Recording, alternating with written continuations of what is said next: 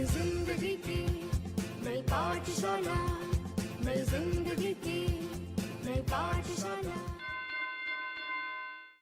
Hello everyone, myself Tayyaba Firdaus. और आज हम लोग एक पोएम पढ़ने जा रहे हैं। काफ़ी खूबसूरत पोएम है और काफ़ी मैसेज से भरा हुआ पोएम है।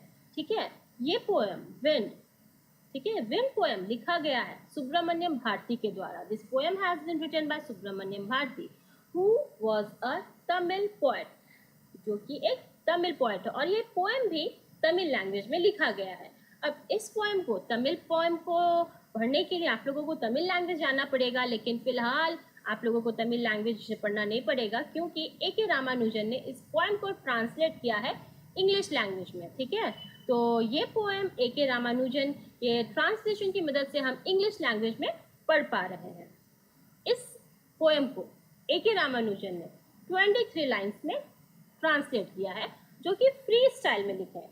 कोई स्टैंजा नहीं है, जस्ट फ्री वर्ड्स में उन्होंने इस पोएम को लिखा है। तो चलिए हम इस पोएम को पढ़ते हैं और जानने की कोशिश करते हैं कि इस पोएम में पोएट ने आखिर क्या खूबसूरत मैसेज देने की कोशिश की है। So let's start the poem. Now I am going to read the lines. आप ध्यान से सुनेंगे और कोशिश करेंगे कि मेरे पीछे पीछे आप लोग भी इन सारे लाइन्स को रिपीट करें। Clear?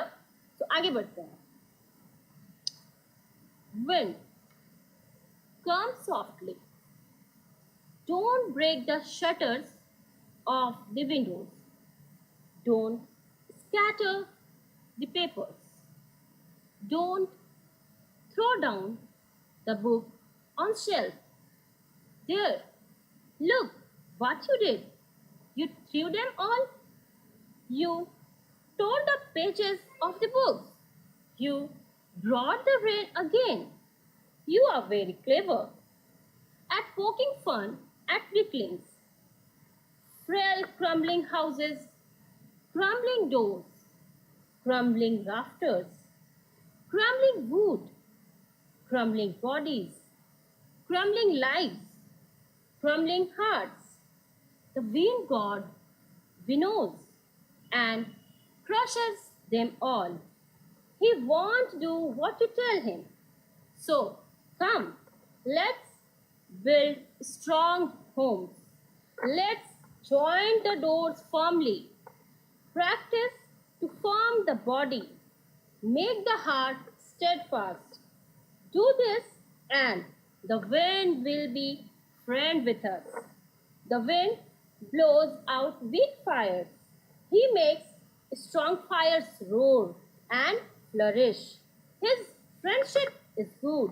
We praise him every day. Okay. So this was the poem. Okay.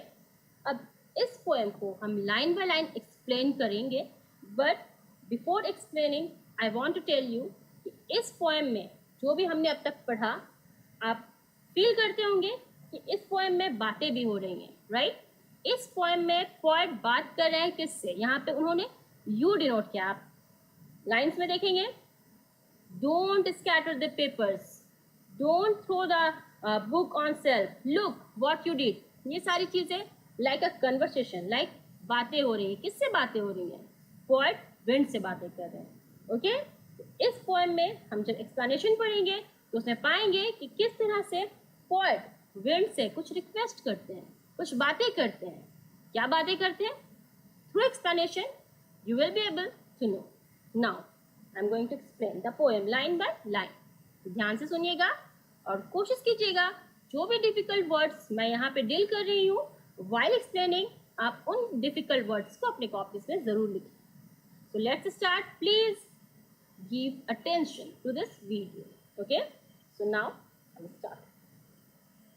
Wind come softly. हवा थोड़ी धीरे धीरे आओ। कौन कह रहा है? पोएट कह रहे हैं। Don't break the shutters of the windows. Don't break the shutters. Shutters that means किवाड़। क्या कह रहे हैं पोएट यहाँ पे? Don't break the shutters of the windows. खिड़कियों के किवाड़ को नहीं लगाओ, नहीं तोड़ो। Don't scatter the papers. Don't scatter. Scatter का मतलब क्या होता है? स्कैटर का मतलब होता है फैलाना, बिखराना। तो क्या कह रहे हैं वो? Don't scatter the papers, papers को नहीं फैलाओ। Don't throw down the book on shelf, books को सेल्फ से नहीं नीचे गिराओ। There, look what you did, देखो तुमने क्या किया। You threw them all down, तुमने उन सारे बुक्स को नीचे गिरा दिए। You tore the pages of the books, तुमने यहाँ तक कि बुक्स के पन्नों को भी फाड़ दिए। यू ब्रॉट रेन अगेन, तुमने वापस से बारिश ले आए। You are very clever at poking fun at weaklings, तुम बहुत चालाक हो। तुम जो कमज़ोर होते हैं, हेयर विकलिंग्स जो टर्म है इसका मतलब होता है कमज़ोर, जो कमज़ोर है तुम उसका मजाक उड़ाने बहुत अच्छे से जानते हो। Frail crumbling houses, crumbling doors, crumbling rafters, crumbling wood, crumbling bodies, crumbling lives, crumbling heart, यानी कि यहाँ पे क्रम्बलिंग वर्ड बार बार रिपीट हो रहा है।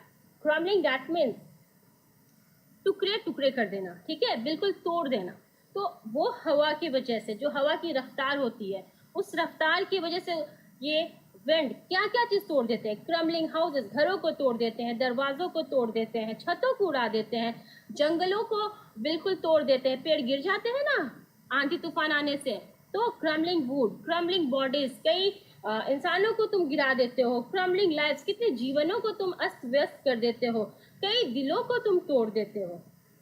द विंड गॉड हियर, यहाँ पे पॉइंट क्या कह रहे हैं, द विंड गॉड, विंड को गॉड की तरह भी डिनोट कर रहे हैं और वो कह रहे हैं कि the wind god winnows and crushes them all. Winnows here new term, winnows क्या है, विनोज एक प्रोसेस है जो आप देखते होंगे, फटकना इसे कहते हैं विनोज, यानी कि फटकने के process.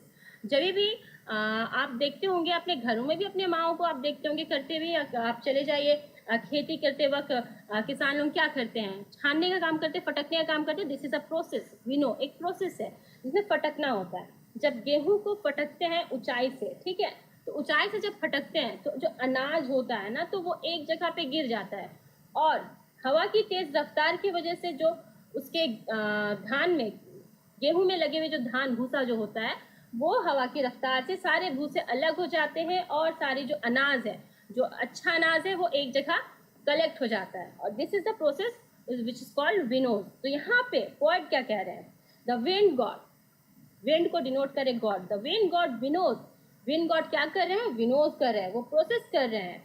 And crushes them all, यहाँ पे क्रशेस देम ऑल, किसको क्रश किया जा रहा है। आप प्रोसेस देखेंगे तो गेहूं से जो भी जो धान है उससे जो भूसा है वो भूसा अलग हो जाता है। तो यहाँ पे उन्होंने ये भूसा जो है वो इंसानों के लिए भी यूज़ किया है।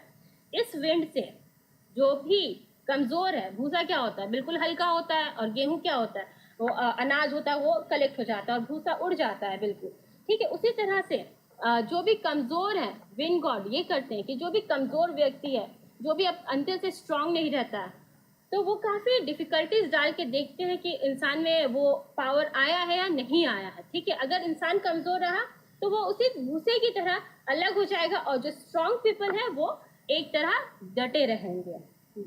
ही won't do what you tell him. तो अब तक पोएट ने विंड से काफ़ी अर्ज किया, काफ़ी रिक्वेस्ट किया कि धीरे आओ, मत तोड़ो दरवाज़ों को, मत तोड़ो खिड़कियों को, लेकिन विंड गॉड नहीं मानने वाले। तो अब यहाँ पे पोएट क्या कह रहे हैं, हम लोगों से, आपसे क्या कह रहे हैं, he won't do what you tell him, वो नहीं करेंगे जो आप कह रहे हो उनसे करने। सो कम, तो आ जाओ, लेट्स बिल्ड स्ट्रॉन्ग होम्स, तो आ जाओ, हमारे जो घरें कमज़ोर हैं, कच्चे जो मकाने हैं वो उड़ जब जा रहे हैं, तो अब हम उस कच्चे मकानों को ही पक्का करते हैं। Come let's build strong homes, अब हम घर को ही मजबूत बनाएंगे, ठीक है, क्योंकि विंड जो है वो नहीं मानने वाले, तो अब हम खुद को ही मजबूत करेंगे। Let's join the doors firmly, अब हम क्या करने वाले हैं, दरवाज़ों को, जो दरवाजे बार बार हवा के झोंकों से टूट जाते हैं, अब हम उन दरवाज़ों को क्या करेंगे, मजबूती से बंद करेंगे ताकि हवा जो है वो उसे तोड़ ना पाए। Practice to firm the body, अब हम लोग क्या करेंगे, अपने आप को अंदर से मजबूत बनाएंगे। Make the heart steadfast, अब हम अपने दिलों को मजबूत बनाएंगे। डू दिस, इस तरह से करो, and the wind will be friend with us, इस तरह से अगर हम करेंगे तो ये जो विंड है वो हमारे दोस्त बन जाएंगे। अब हमें उखाड़ के दूसरी तरफ नहीं फेंकेंगे। विनोइंग प्रोसेस अब हमारे साथ नहीं होगा अगर हम कमज़ोर नहीं रहेंगे अंदर से। तो the wind blows out weak fires, आप ध्यान देंगे जो विंड है वो क्या करते हैं, कमज़ोर जो चीज़ें होती हैं, जो आग कमज़ोर है वो उसे बुझा पाती है, राइट। फॉर एग्जाम्पल आप दिए को ले लें, दिए में जो एक आग जो दिया में जो बाती होता है जो जलता है, अगर आप उसे एक फूंक भी देंगे तो वो बुझ जाएगा, right. But he makes strong fires roar and flourish, लेकिन जो आग तेज होता है ना वो बुझता नहीं, वो और फैलता है, राइट। एग्जाम्पल के तौर पे आप देख सकते हैं जंगलों में लगने वाली आग, जंगलों में लगने वाली आग और तेज गति से फैलती है, राइट। इसी तरह से एक दिए का जो आग है वो आपके फूंक से बुझ जाता है, लेकिन जंगलों में जो आग लगती है वो हवा के आने से और फैल जाता है। ठीक इसी तरह से अगर हम इंसान भी, हमारे लाइफ में डिफ़िकल्टीज आती हैं, परेशानियां आती हैं, अगर हम अंदर से कमज़ोर रहेंगे, अगर डिफ़िकल्टीज आने से अगर हम अंदर से कमज़ोर रहेंगे तो डेफिनेटली हम टूट जाएंगे, हम बिखर जाएंगे। लेकिन अगर हमारे अंदर की क्षमता, हमारे अंदर की विल पावर स्ट्रांग होगी, अगर हम अंदर से मजबूत होंगे तो कोई भी विंड हो, कोई भी आंधी हो, कोई भी तूफान हो, वो हमें नहीं हिला सकता, बल्कि और मजबूती से हम चारों तरफ फ्लरिश करेंगे, आगे बढ़ेंगे। और जितना अच्छा हो कि हम अपने डिफ़िकल्टीज से दोस्ती कर ले, फ्रेंडशिप कर ले, ताकि वो हमें और मजबूत करे, हम हर तरह के परेशानियों का सामना आसानी से कर सकें। So that's why in the last 2 lines poet ने क्या कहा है, his friendship is good, wind से दोस्ती करना अच्छा है, we praise him every day, क्योंकि हम उसकी पूजा हमेशा करते हैं। इन दिस वे पोएम का एक्सप्लेनेशन खत्म होता है और हमें क्या मैसेज मिलता है, जो डिफ़िकल्टीज, जो परेशानियां हमारे लाइफ में आती हैं, इसलिए नहीं आती है कि ईश्वर चाहते हैं कि हमें दुख और तकलीफ और परेशानी ही दें। नो, वो चाहते हैं कि हम उन दुख तकलीफ़ों को झेल के आगे बढ़ें और बेहतर तरीके से बढ़ें और कामयाबी की ओर बढ़ें। For example, just because you all are student, आप लोग भी बच्चे हो, आप लोग अपने न्यू लाइफ में आगे बढ़ने वाले हो। बहुत लोगों की परिस्थितियां अलग अलग होंगी, कुछ लोग काफ़ी अमीर होंगे, कुछ लोग गरीब होंगे, कुछ लोग शारीरिक तौर से फिजिकली डिसेबल्ड होंगे, कई तरह की मानसिक परेशानियां, गरीबी या कई तरह की चीज़ें जो है बाधाएं बन के आपके सामने खड़ी होंगी, और आप अपने आप को कहते होंगे कि कितना ये है कि मैं गरीब हूँ, मैं कुछ नहीं कर पाता, मेरे पास उतनी सारी फैसिलिटीज़ नहीं हैं। तो इस तरह से अगर आप सोचेंगे तो आने वाली जो डिफ़िकल्टीज जो ईश्वर ने आपको दिए हैं उसे अगर आप एडवेंचर की तरह लें कि अच्छा है कि आप गरीब हैं, क्यों, क्योंकि आपके पास मौका है आप आगे बढ़ पाने का। ठीक है, आपके पास मौका है आगे बढ़ पाने का। एग्जाम्पल के तौर पे आप अपने प्राइम मिनिस्टर को ले लीजिए, वो चाय बेचते थे और आज वो प्राइम मिनिस्टर है, ठीक है, पूरे देश को रूल कर रहे हैं। तो ये जो जर्नी है, अगर वो नीचे से ऊपर नहीं उठे होते तो वो मज़ा नहीं मिलता कामयाबी का। इसी तरह से आप फिल्मों की बात कर लें, वो सारी फिल्में जिसमें हीरो जो होते हैं, वो जिनके लाइफ में, हीरो कौन होते हैं, जिनके लाइफ में बहुत ज़्यादा परेशानियां होती हैं, जो कई सारी परेशानियों को झेलते हुए आगे बढ़ते हैं, ठीक है, उनके लाइफ में वही परेशानी उनको एडवेंचर्स होता है, और वही एडवेंचर्स के साथ अगर वो उसको एज अ चैलेंज एक्सेप्ट करते हैं और आगे बढ़ते हैं तो डेफिनेटली वो बहुत कामयाब होते हैं। और हम भी वैसी ही मूवीज़ देखना चाहते हैं जहाँ पे हीरोज़ का स्ट्रगल दिखाया गया होता है, ना कि वैसी मूवीज़ जिसमें सब कुछ एक जैसा समान है, उसमें हमें मज़ा नहीं आता है, राइट। तो हमें सोचना चाहिए कि हम काफ़ी ब्लेस्ड हैं अगर ईश्वर हमें चैलेंजेस देते हैं। तो अगर आपको भी ऐसा कभी महसूस होता है तो आप इस पोएम को पढ़ें और जानने की कोशिश करें कि पोएट ने क्या मैसेज दिया है, कि किसी भी तरह के चैलेंजेस हैं आप उसमें मायूस ना हो, ना ही उदास हो, ना ही कमज़ोर होकर बैठे, क्योंकि यहाँ पे उन्होंने काफ़ी अच्छे तरीके से बताया है, एक्सप्लेन किया है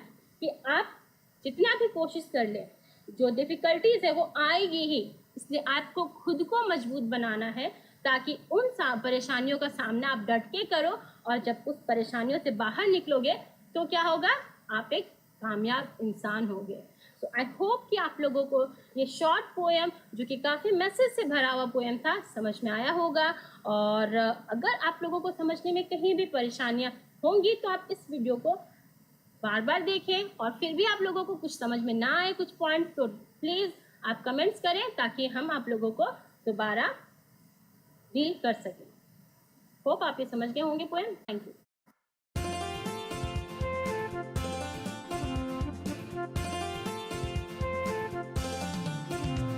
नई जिंदगी की नई पाठशाला, नई जिंदगी की नई पाठशाला।